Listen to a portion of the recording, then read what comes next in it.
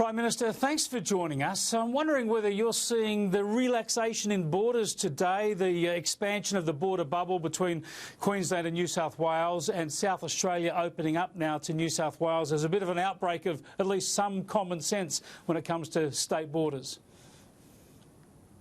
I think it is common sense, and I welcome these decisions. I particularly congratulate Steve Marshall for going the full distance in what he's decided to do there. I think South Australia will benefit greatly from that, but equally I welcome the changes that have been made with Queensland. I look forward to more in the future. As we further open up Australia, we're seeing a real improvement in case numbers in Victoria, but we're not there yet. New South Wales's results have been tremendous, and of course the ACT, well, they haven't had a case for a very long period of time. So I think these are common sense changes, not before time, and I think that will just further assist getting people back into jobs and making sure that we live alongside the virus and not have the virus dictate how we live. Yeah, there's no doubt that it's a step in the right direction, but New South Wales Premier Gladys Berejiklian, she says she wants that new Queensland border opened up altogether. You've still got Western Australia and Tasmania sort of locking themselves off to most of the nation. Are you worried that this border belligerence is deeply embedded in the states now and will take a long while to unwind? Well, the impact of the borders economically is different in each state and territory. I mean, the health reasons for having them, I mean, that's for the chief health officers to explain and the premiers to explain the medical basis for what they're doing. I've always said that. But if you look, for example, in Western Australia, they have an economy which has a very strong resources component to it. And if you look what's happening in their economy, they've seen a lot of jobs come back, and we welcome that. If you look in Queensland, you've seen a 44% increase in the jobs coming back into the economy. But in New South Wales, you've seen 70%. Now, in Queensland, the economy obviously draws a lot more on its tourism and hospitality side, and being disconnected from that domestic tourism growth is obviously going to have an impact in Queensland. So I think the economic impacts of these borders are different in different states depending on how their economies function. You look like a state like Tasmania, for example. They will be benefiting greatly from the support that has been put into income supports in Tasmania. Now, we're obviously transitioning away from that, but I know Tasmania are looking to open up as well. So look, I know there's a lot of frustration about this, but what I'm just basically trying to do is get us all heading in that direction, get us opening up safely, and I think Australians very much, Chris, want it to be done safely, and they want to have the confidence that the testing and the tracing and the outbreak containment is there. And but the news actually, I mean, New South Wales has demonstrated how it's done. I'm pleased Victoria have taken up those lessons, and they've dramatically improved their capability there. And Queensland always had a pretty good testing and tracing regime, so I think they can have a lot of confidence that should they be able to open up further, then their public health system, if they keep focused on that, should be able to deal with the challenges that may come. But what about the unrealistic expectations where we have premiers, whether it's a Labor premier in Queensland like Anastasia Palaszczuk or a Liberal premier in South Australia like Stephen Marshall? They're talking about wanting to see zero community transmission in a state the size of New South Wales for a couple of weeks. Is this unrealistic? Shouldn't they be leading their populations to understand that we need to live with the disease to some degree rather than have those sorts of expectations? Well, the federal government definition of a hotspot is obviously very different to that, and we released that some weeks ago. And that also works hand in glove with having a strong testing, tracing and outbreak containment regime like New South Wales has. I mean, one of the reasons I think New South Wales has done so well economically has been that they've had the best testing and tracing and outbreak containment regime, which means they've been able to keep much of their economy open and at the same time manage the health effects, which means people have greater confidence. Now, we've still got a long way to go, even in states like New South Wales. We've got to get people back into our major CBD areas, whether that's in the CBD where I am now, or out in Parramatta or Liverpool or other parts of the city, Chatswood and so on, where a lot of small businesses depend on people working in those office towers. So we've still got a long way to go. But I think this common sense move today, we look forward to seeing more of that. I know that there is a sense of security people feel from being behind a border. But that border is not a substitute for testing, tracing and outbreak containment. And New South Wales has demonstrated that, and they've got both the health and the jobs to prove it. What about in Victoria? Obviously we're seeing a dramatic reduction now in the level of infections. We've got this curfew in place in Melbourne, still stage 4 lockdowns. Now some eminent epidemiologists have suggested that the infection curve was turned down by stage 3 lockdowns, that all of this additional stuff is in large part unnecessary. Do you have any hope that Daniel Andrews might start to open up the state on a slightly exaggerated timetable, or you just stay right out of that? Well, I said at the outset that obviously the news around the curfew and the very strict controls that were put in place was devastating news to Melburnians and people across the state. That was just a statement of the obvious. I mean, that wasn't a statement really about the policy. It was that how that would impact on people, and it obviously has impacted on them very significantly. It's impacted on employment, it's impacted on investment. But there's also, I think, a view across Victoria that they obviously want to get out of this mess. It's been a terrible mess, and they want to get out of it. And the fact that the numbers have come down over the course of these many weeks is welcome news. And I said at the time that I hope that's the worst case scenario in terms of the plan that they laid out at that point, and we have seen some improvements in that. I hope we can see more.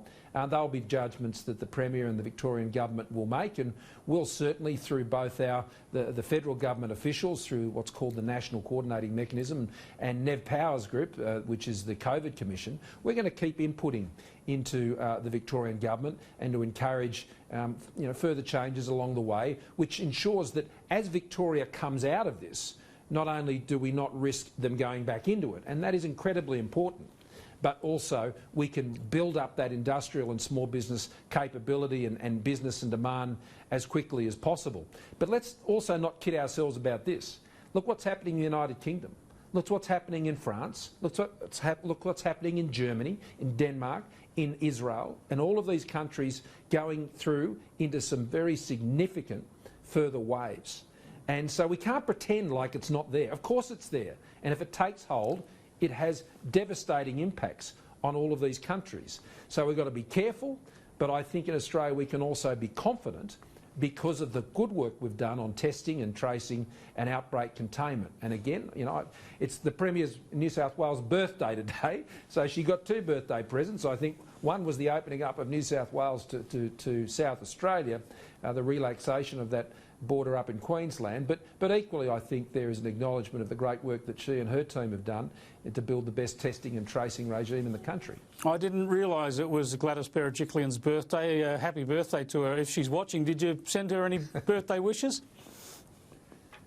Yes, I did, and it would be indelicate of me to say what significant milestone she's passed, but she's joined a club that I'm already a member of. Oh, very good.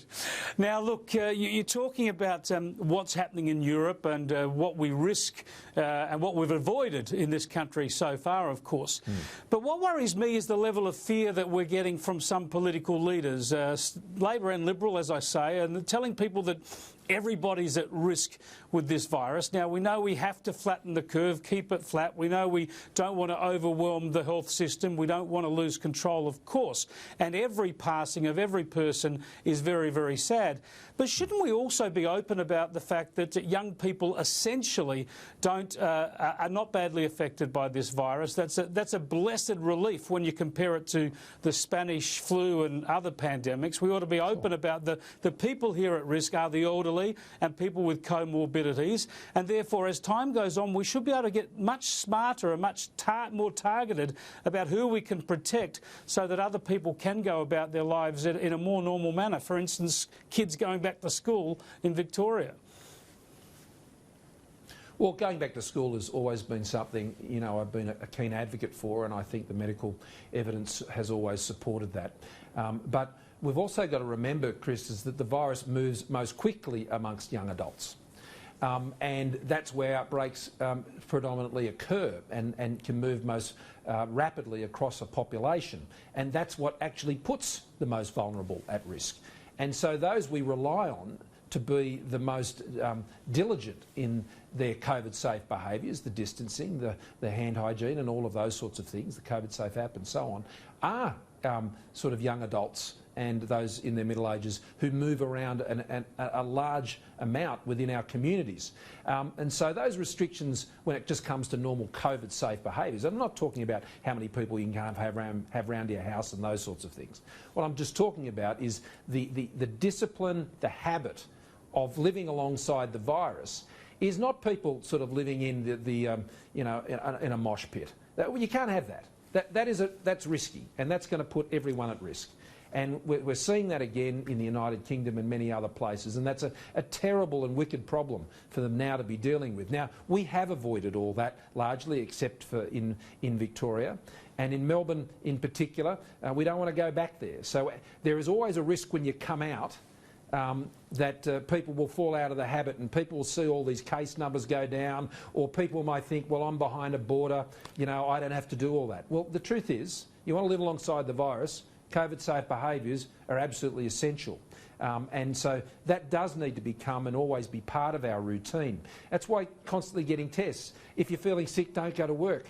All that sort of stuff is incredibly important, because if we slacken up on that, then we'll find ourselves back in where most of the developed world is in the Northern Hemisphere right now. And Australia, when you look at it, as you know, Chris, you look at the June quarter.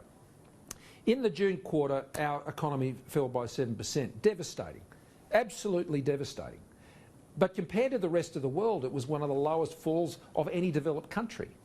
And when you look at our health results, both on the case incidence in Australia of COVID and the upsetting number of deaths that we've had compared to overseas. I mean, I know a lot of people on your program talk about Sweden. Well, Sweden has had a bigger fall in their economy, and they've had almost 20 times the number of deaths. So I don't really see that as a model to follow. I see Australia as a model to follow. And of course, there's a spectrum of things that have been done across the states and territories.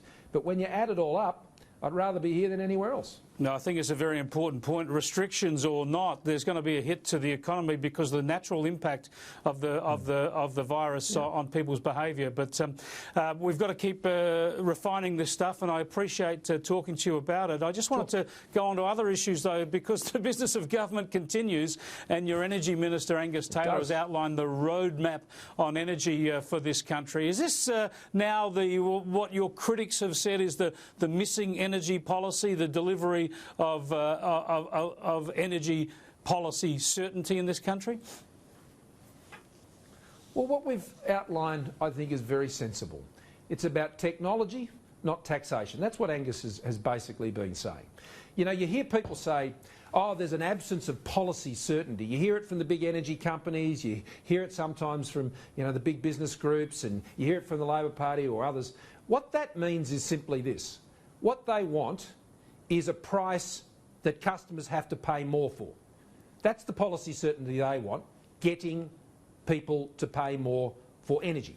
Now, that then, I assume, then goes and underwrites a whole bunch of investment decisions that they want to make, but it's all based on the customer paying more.